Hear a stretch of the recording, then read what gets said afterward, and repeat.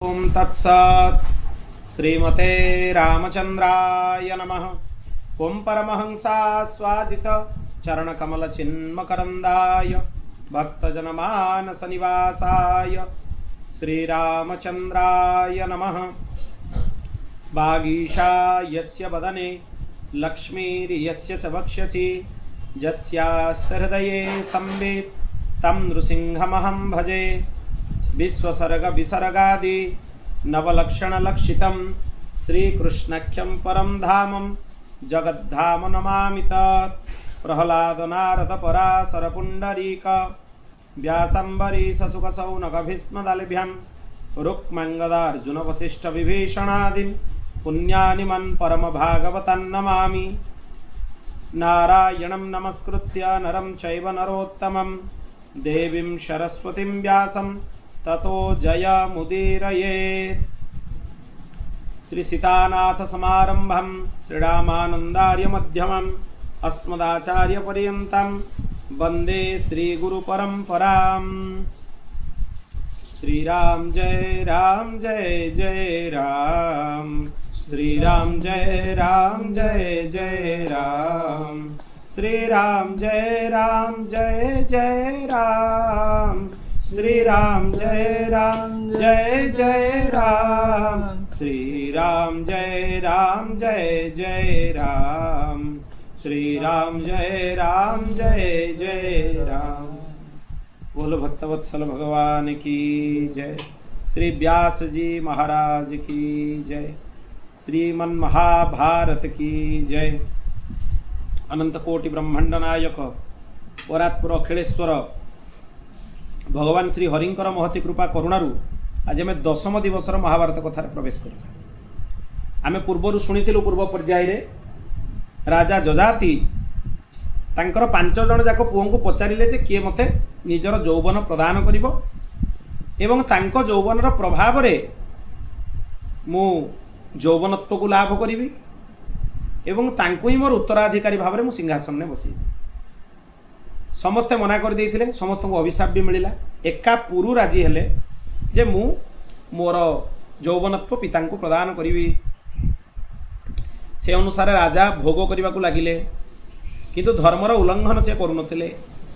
यज्ञ द्वारा देवता मानकर पूजा करुले, श्राद्ध द्वारा पितृगणंकर सेवा करुले, आ वात्सल्य द्वारा दीनजनंकर सेवा करुले, ब्राह्मण मानक दान प्रदान करुले, अतिथि मानकर सत्कार करुले, समस्त को संतुष्ट करके रखिथिले। सेही समय रे से अनेक भोग कले, किंतु देखिले जे 1000 वर्ष पूरा ही आसला तथापि भोगर इच्छा नष्ट होउनी। सी तांकर पुत्र पुरु को डाकिकी कहले, पुत्र मु तुम जीवन रु इच्छा अनुसार निजर भोग ग्रहण करिवा पई तुमर आयु मु नैथिली, तुमे मते आयु देइथिलो, किंतु कथा है अग्नि रे जेते भी घी ढालिबो से अग्नि शिखा आउरी बढ़िबो, अग्नि केबे कम हुए। तेणु भोग इच्छा जड़े जदि भाव थाऊ मु एतिक दिन भोग कर दिए तापर मु माने भगवान भजन करी, सेटा असंभव हो पार। पृथ्वी रे जेतिकी भी अन्न सुवर्ण पशु स्त्री सबू अछंती कामुकर कामना को पूर्ण करने पर कहीं समर्थ नुह। जनकर जदि अर्थ लालसा हम से अर्थ पिशाच हो जेते अर्थ ताको देले भी प्रसन्न करी हो। तेणु ये सब वस्तु द्वारा क्या प्रसन्न करने संभव नुहे। न जातो काम कामा कामानामुपभोगेन शाम्यति हविषा कृष्ण वर्त्मैव भूय एवाभिवर्तते। यत्पृथिव्यां बृहिजवं हिरण्यं पशवस्त्रिय एकस्यापि न पर्याप्तं तस्मात् तृष्णां परित्यजे। जादुस्त्यजा दुर्मतिर्भिर्जा न जिरीयति जिरीयतः जोषौ प्राणान्तिको रोग स्तां तृष्णां त्यजतः सुखम। तेणु तृष्णा को त्याग करने उचित। जो माने तृष्णा को त्याग करि पारंतिनी, विषय सेवन करती, से अनेक प्रकार कष्ट मिले, रोग मिले, दुख मिले, तथापि से तृष्णा पछरे दौड़ती, कारण तृष्णा रे तृप्ति हबनी। देखो 1000 वर्ष पूरा हो गला तथापि मोर तृष्णा बढ़ी बढ़ी जाउची। मु ए सब को छाड़ी ब्रह्मंक पाखरे मोर मन को लगेबी, निश्चिंत लगेबी। मु तुम उपरे प्रसन्न, तुम्हें तुम यौवनत्व को ग्रहण कर, आउ राज्य भी ग्रहण कर, मो राज्य भी रही। तापरे जजाति को वार्धक्य प्राप्त हो गला, पुरु पुणी यौवनत्व को प्राप्त हो गले। तापरे ब्राह्मण माने तांकु कहिले जे आपणकर ज्येष्ठ पुत्र होचंती जदु, आपण तांकु छाड़ी पुरु को कहीं सिंहासन में बसैबे। एमती समस्ते कहले, जजाति कहले समस्ते मो कथा ध्यान देकी शुणु, मु जदु को केबे भी राज्य देवी नहीं, कारण सी मोर आज्ञा को अवज्ञा करिसेंती। जे पितांकर आज्ञा को मानुनी सत्पुरुषଙ୍କ दृष्टि ताको पुत्र बोली कहाजीवनी। जे माँ बापांकर आज्ञा को पालन करे, तांकर हित करे, तांको सुख पहुँचाइबार व्यवस्था करे, से ही पुत्र संज्ञार अधिकारी। तेणु पुरुंकर अतिरिक्त समस्त पुत्र मोर आज्ञा को अवहेलना कले। 4 जण जाक मना करदेले मते तांकर यौवनत्व को देबेनी। तेणु पुरु मोर सम्मान कले, मोर आज्ञा को पालन कले, तेणु सी उत्तम अधिकारी, उत्तराधिकारी। आ जदु आदि जतिकी अछंती तांकर जे अजा शुक्राचार्य सी स्वयं मते वरदान देइथिले। तेणु तांकरी वरदान अनुसार मु या कली। तेणु आपण मैंने पुरु को राजा भाव में स्वीकार करंतु। मु वानप्रस्थर दीक्षा ग्रहण करके जाऊँगी। क्षत्रिय राजा सन्यासर विधान नहीं, केवल ब्राह्मण सन्यासर विधान। तेणु क्षत्रिय मैंने जो गृहत्याग करती से वानप्रस्थर जाती, वानप्रस्थ आश्रम जाती। तापरे से नगर को छाड़ी चलीगले। जदु राज्य अधिकारहीन हो गले। सी कौन हो गले, जदुवंशी मानकर मूल हो गले, तुर्वसु जवन मानकर मूल हो गले, द्रुहु भोजवंशी मानकर मूल हो गले, आउ अनुंक पाखरु म्लेच्छ मानकर उत्पत्ति है। ये सब उत्पन्न हेले। तेणु राजा जजाति वनरे कंद मूल फल ये सब भोजन करके रहिले, निज मन को बशवर्ती करके रखिले। ता सहित क्रोध उपर भी नियंत्रण प्राप्त कले। देवता पितृ समस्तंकर तर्पण कले, अग्निहोत्र कले। तापरे सेठी अन्न इत्यादि चाष करिके अतिथि मानक भोजन करैले। एमती 1000 वर्ष बीतीगला। 30 वर्ष पर्यंत से बाणी आ मन को केवल जल रे आधार रे रखिले, केवल जल पीकी रहिले। तापरे 1 वर्ष पर्यंत न सोई केवल वायु पीकी रहिले। तापरे 1 वर्ष पंचाग्नि मध्यरे बसिकी तपस्या करके समय बीतेले। पंचाग्नि केमती करा जाए, उपरु सूर्यंकर प्रचंड तेज उपरे पड़ुथबो, आउ 4 दिगरे 4 पटरे अग्नि प्रज्वलित होथबो, ता मझिरे बस्तिबो साधक। एटा को पंचाग्नि तापन कहा जाए। रामानंद संप्रदायर साधु माने आगु सब पंचाग्नि तापन बहुत करंती। गोबरर कंडा सब जळैकी धुनी जळैकी ता मझिरे बसिबे, सूर्य ताप उपरु पड़िबो, 4 पटे अग्निर ताप। तेणु 6 मास पर्यंत गोटे पादरे ठिया होइकी खाली वायुपान करके रहिले। तापरे तांकर शरीर पूर्ण हो गला एवं से उत्तम लोक को प्राप्त कले।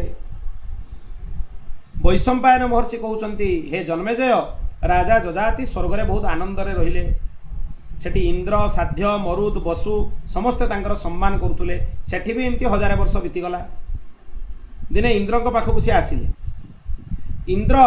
इंद्र को से पचारिले, राजन आपण भारी सुखपूर्वक स्वर्गर राज्य को पालन करुचंती। इंद्र भी तांको पचारिले जे आपण पुत्र पुरु को तांकर यौवनत्व फेरई देले, तांको राज्य भी देले, वार्धक्य निजे नहीं गले, कौन तांको उपदेश कले। जजाति कहले, मो पुत्र को मु उपदेश कली जे मु तुमको गंगा और जमुनार मध्यवर्ती देशर राजा घोषणा करुची। हस्तिनापुरटा गंगा और जमुनार मध्यवर्ती स्थान। सीमांत देश मानकर भोग तुमे करिपारिबो। आउ गोटे कथा है, क्रोधी मानकटू क्षमाशील होची श्रेष्ठ, असहिष्णु पाखरु सहिष्णु होची श्रेष्ठ। मनुष्य इतर जाति मानक भितर मनुष्य श्रेष्ठ, मूर्ख मानक पाखरु विद्वान श्रेष्ठ। काहाकू बिना दोष रे दुख दबा उचित नुहे। मर्मभेद या अत्यंत कठोर बाणीर प्रयोग करने उचित नुहे। अनुचित उपाय रे शत्रु को भी निजर बशवर्ती करने उचित नुहे। ये सब विधि को पालन करिया कथा मुझे बुझेली। एमती अनेक ज्ञान तांकु देले। इंद्र कहले, नहुषनंदन आपण गृहस्थाश्रम पूरा पूरा पालन करिसेंती। तापरे वानप्रस्थ भी स्वीकार कले। मु आपन को एक कथा पचारुची, आपण तपस्या रे कहा सहित समकक्ष। जजाति कहले, मो भलिया केही तपस्वी ना, मो भलिया समकक्ष मु काहा को देखि पारुनी। इंद्र कहले, हाय हाय आपण कौन कहउचंती। आपण काहारी विषय न जानी काहारी प्रभाव न जानी तांकर एपरी तिरस्कार करने उचित नुहे। ताद्वारा आपणकर पुण्य क्षीण हो गला। सेठू कहीकि तत्क्षणात स्वर्गरू धक्का देकी तलकू खसईदेले। ये इंद्रकर चलता एमती कथबार्ता होते जितेबाला अहंकार बढ़ी जे मोठू बड़ तपस्वी आ दुनिया कहीं ना से कहीदेले। ताद्वारा तप पुण्य सब नष्ट हो गला। पुणी पृथ्वी पृष्ठ को पठेदेले। किंतु सी कहले मोर पुण्य तो क्षीण है किंतु जेमिति मु सन्थ मानक मध्य पड़ी दुष्ट जनक भितर जमी न पड़े मोर पतन न हो। राजा जजाति पवित्र लोक च्युत होगी सी से पड़े जोठी अष्टक प्रतर्दन बसुमान आउ शिवी एमाने तपस्या करुले। अष्टक कहले तुम्हें इंद्र को भाया देखा जाऊच तुम्हें किए तुम्हें जो आसीच से फेरी जाओ। सेठू एमती अनेक कथा जजाति शुणिले। जजाति कहले मु सबु प्राणी मानकर तिरस्कार करने कारण स्वर्गरु च्युत होगी आसी। मु पूर्वर राजा जजाति मोर अभिमान थिला। ए अभिमान ही नरकर मूल कारण। सत्पुरुष मानक दुष्ट मानकर अनुकरण करने उचित नुहे। केबे भी दुष्टंकर अनुकरण करबनी। अनुकरण सत्पुरुषंकर करिवो। जे धन धान्यर चिंता छाड़िकी निजर आत्मा को हित साधन रे लगांती से माने ही बुद्धिमान। धन रे केबे मदनमत्त हवा उचित नुहे। सेठू तांको कहिले अष्टक जे आपण तो गोटे ब्रह्मज्ञानी भाया भाषण करुचंती आपण कहतु आपण कौ कौ लोकरे रहीकि आछंती। तेणु जजाति उत्तर देले मु पृथ्वी रे आगु चक्रवर्ती राजा थिली चक्रवर्ती सम्राट थिली। 100 वर्ष पर्यंत महत लोकरे रहिली। 100 योजन लंबा 100 योजन चौड़ा 100 द्वार युक्त इंद्रपुरी रे 100 वर्ष रहिली। तापरे प्रजापति लोकरे जाइए 100 वर्ष रहिली। तापरे नंदनवन रे भोग करी मु लक्ष लक्ष वर्ष निवास कली। सेठी सुखरे आसक्त हेली पुण्य क्षीण है। तापरे पृथ्वी पृष्ठ मु पड़िली। अष्टक पचारे कौ कर्म अनुष्ठान कले मनुष्य को उत्तम लोक प्राप्त हुए। तपस्या रे प्राप्त हो ना ज्ञान रे प्राप्त हो। जजाति उत्तर देले स्वर्गर 7टा द्वार दान तपस्या सम दम सम इंद्रिय निग्रह दम अहंकार को नाश करवा नियंत्रण करवा इंद्रिय निग्रह भी जीव लज्जा सरलता आ दया ये सब गुड़ा हूँ स्वर्गर 7टा द्वार। अभिमान द्वारा तपस्या क्षीण हुए। जे निज विद्वत्तार अभिमान रे अन्यर जश को नष्ट करिवार चेष्टा करती तांको उत्तम लोक प्राप्ति हुए नहीं। तांकर विद्या भी मोक्षदान रे असमर्थ। तेणु सर्वथा विद्यार आदर निजे करिवा दरकार। निजे आगे निरादर करिक विद्या को अन्य प्रकार आदर कले बा अन्य प्रकार रे ताको ग्रहण कले बा पाइथिबा विद्या को अपचय रे व्यवहार कले से विद्या निश्चय विनाशर कारण हो। विद्यार सद्व्यवहार जानिबा दरकार। आ गोटे कथा भी अच्छी विद्वान रो परिश्रम को जने विद्वान ही बुझी पारिबो। सेते गोटे श्लोक अछि जे जेमिति पुत्र प्रसव न करि थांती से पुत्र वेदना को बुझी पारिबेनी। सेमिति जे विद्वान नुहे से विद्वान परिश्रम को बुझी पारिबे। जे विद्वान सी ही विद्वान परिश्रम को बुझी पारिबो। जे विद्वान परिश्रम कौन कौ ग्रंथ उपरे केते परिश्रम किए करिछि तार तथ्य को सी ही जानि पारिबो। तेणु मु एही प्रकार सब भयंकर भूल कली। अष्टक कहले ब्रह्मचारी गृहस्थ वानप्रस्थ सन्यासी आंको भितर किए सुखी किए कौ प्रकार सुखी। जजाति कहले जे ब्रह्मचारी आचार्यों आज्ञा अनुसार अध्ययन करे गुरु सेवा पाई ताको आज्ञा जमी दबा को पड़ोनी से आचार्यों पूर्वर उठी जाए। आचार्य शोला पर शुए स्वभाव अत्यंत मधुर इंद्रिय विजय करि थाए धैर्यता भितर थाए सावधान होकर रही थाए भूल जमी न हो प्रमाद रहित तो होता है अलसुआमी नथिबो ताकू तुरंत सिद्धि प्राप्त हुए। जी धर्मानुकूल धन प्राप्त करिकी यज्ञ करे अतिथि मानक खुआए विभिन्न प्रकार वस्तुर दान क्या पाखु न नहीं निजे समस्त को दान दिए सी उचित गृहस्थ। गृहस्थर दान नबार अधिकार नहीं ये सब विधान अच्छी। जे स्वयं उद्योग करी फलमूल निज जीविका चलाए पाप करेनी ना क्या किसी दिए ना क्या किसी निए क्या कष्ट भी दिएनि, अल्प खाए, नियमित चेष्टा करे, सी वानप्रस्थी ताकू भी सिद्धि प्राप्त हुए। जे कला कौशल भाषण चिकित्सा कारीगरी ए सब द्वारा जीविका चलाइनी, सद्गुणयुक्त होता है, जितेन्द्रिय होता है, असंग होता है, घर न थाए, यही भलिया व्यक्ति को कह जाए सन्यासी। तेणु चारि प्रकार आश्रमर यही कर्तव्य को जजाति वर्णना कले। तापर से कहले सुमेरु पर्वत ऊपर को गला परे मोर पुण्य सब क्षीण है, पुण्य नष्ट है। तापर अष्टक कहले मु मोर पुण्य कर्मर फल स्वरूप आपण को प्रदान करुची, आपण आउ तलू पड़े ना, आउ पतन हेनी एठू पाखु। जजाति कहले मु तो ब्राह्मण नुहे, ताले आपण पाखु दान केमती नेबी, ब्राह्मण नहले दान नबार अधिकार नहीं। षटकर्म रे ब्राह्मणर अधिकार थाए, जेमिति कि दान दबा आ दान नबा। दान दबार अधिकार समस्त अच्छी, नबार अधिकार केवल ब्राह्मण। विद्या अध्ययन करिबा आ करैबा, करिबा अधिकार समस्त अच्छी, करैबा अधिकार केवल ब्राह्मण। यज्ञ करिबा आ करैबा, यज्ञ करिबार अधिकार समस्त अच्छी, किंतु करैबा केवल ब्राह्मण। तेणु ये षटकर्मर वर्णना शास्त्र माने करिसेंती। मु ब्राह्मण नुहे, तेणु आपणक पाखरु दान केमिति नेबी, मु वर्णरे क्षत्रिय, मु एमिति पूर्वरु केबे भी दान ब्राह्मण मानक पाखरु नेइनी।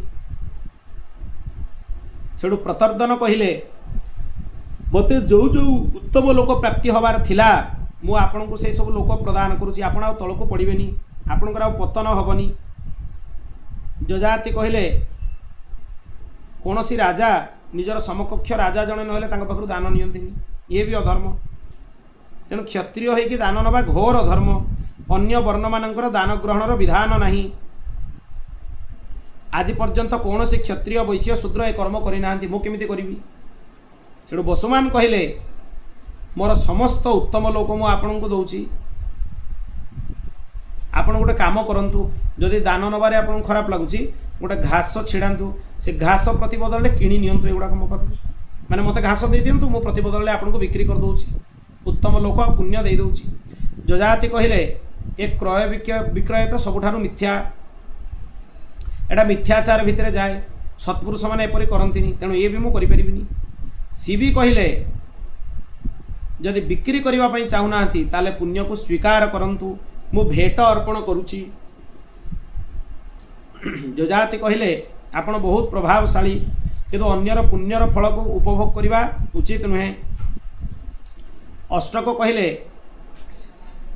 आपण गोटे काम करंतु, सीधा जदि पुण्य को आपण नहीं पारु नाहंती बा उत्तम लोक नहीं पारु नाहंती, ताले समस्तंकर पुण्य को स्वीकार करंतु। आमे आपण को पुण्य प्रदान करके नरक को जीवा पाई भी प्रस्तुत, आपण पुण्य को स्वीकार करंतु। आपण राजा थिले, चक्रवर्ती सम्राट थिले। जजाति कहले आपण माने मोर स्वरूप अनुरूप प्रयत्न करंतु, ए पक्षपात जनित दान मु ग्रहण करि परिबि नाही। अष्टक कहले आपण आकाश को देखंतु, सुवर्णर 5टा रथ अछि, एइतरे पुण्य लोक को यात्रा करा जाए। जजाति कहले हाँ, ए रथ माने आपण को नहीं जिबे, रथ रे बसी। जजाति पुणी कहले जे एई भली स्वर्गर मार्ग मते प्रशस्त, मु आगुर मध्य जानिछि, किंतु मु आपण मानक पाखरु दान ग्रहण करिबि नाही। सेइठु तत्क्षणात गोटे जिनिस हला कौन ना, ब्राह्मण मानक पाखरु दान ग्रहण न करिवार संकल्प करिकि राजा को एते पुण्य प्राप्त हला, से स्वर्गर पुनश्च अधिकारी हे गले। तामाने एटा तांको पई गोटे परीक्षा थिला। जे दान ग्रहणर अधिकारी न होइकि दान ग्रहण करिवो, तार उत्तम लोक नाश हो, पतन हो। जे दान ग्रहणर अनेक सुविधा सुजोग थिला परे भी दान ग्रहण न करिवो, काहेकि ब्राह्मण पाखरे ब्रह्म गायत्री तेज थाए। से जार दान ग्रहण करिवो, ता दान सहित ता पाप को भी से ग्रहण करे। ता पाप को निजर संध्या उपासना रे जाली पुड़ी भस्म करिवार क्षमता ब्राह्मण पाखरे थाए, अन्य वर्णकर से क्षमता नहीं। तेणु अन्य पाखरु जदि दान प्रतिग्रह से स्वीकार करेंगे, ताले से पापर भागी होवाई पड़ो। अन्नदान से अन्यर अन्नदान ग्रहण स्वीकार करा जाए नहीं, कहीं ना जार अन्नदान ग्रहण कर तार पापर भागीगल तुम आ तुम पुण्य ताकू प्राप्त हो सहजरे दान साधारणतः जदि अति आवश्यक परिस्थिति नहीं प्राण संकटापन्न नुहे कौन सी प्रकार दान क्या पाखु ग्रहण करने उचित नुहे दान ग्रहण कला मात्र के निजर पुण्य क्षीण हम से लोकर पाप क्षीण हम से पाप गुड़ाक से लोक को दान ग्रहीता को प्राप्त हुए तेणु ये जो मना करदे दान नेबेनी एते पुण्य प्राप्त हो गला द्वारा से स्वर्गर अधिकारी हो गले तेणु से रथ उपरे बसिकी पुनश्च स्वर्गर यात्रा कले जजाति कहले भगवान अत्यंत कृपा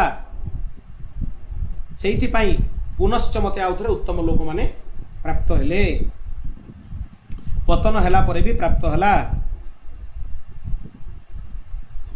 तापरे एमिति से आगो को गले जाइए उत्तम लोक रे निवास कले जन्मेजय कहले एबे राजा मानक विषय पूर्ववंशर किए किए राजा होते कौन करथिले तांकर चरित्र मु आगो को तुमको सुनेबी पूर्ववंशर वर्णना करिवे पूर्ववंशरे को मोहनीय राजा होती तांकर वर्णना करिवे तो ये पाखु कथा आम आगामी पर्यायर पुनश्च श्रवण करवा बोल भक्तवत्सल भगवान की जय शांतनुंकर केमिति गंगा सहित विवाह हम आउ अन्य सब प्रसंग इत्यादि कथा आम शुणा मांडव्य ऋषि भी गोटे सुंदर प्रसंग अच्छी श्री कृष्ण गोविंद हरे मुरारे हे नाथ नारायण वासुदेव श्री कृष्ण गोविंद हरे मुरारे हे नाथ नारायण वासुदेव बोल भक्तवत्सल भगवान की जय।